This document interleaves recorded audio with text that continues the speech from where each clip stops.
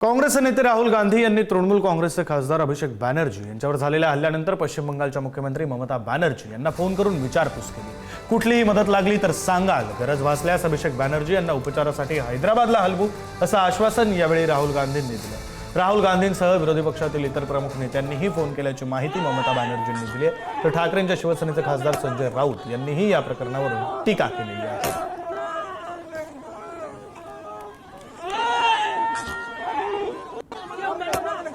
एकंदरीत देशातलं हे कालच्या घटनेनं स्पष्ट झालं। आम्ही चोर मार्गाने फक्त निवडणुका जिंकणार नाही, विरोधकांचा पराभव करणार नाही, तर त्यानंतर जे विरोधक आमच्या विरुद्ध बोलतील, लढतील, त्यांना आम्ही अशा प्रकारे खतम करू रस्त्यावर।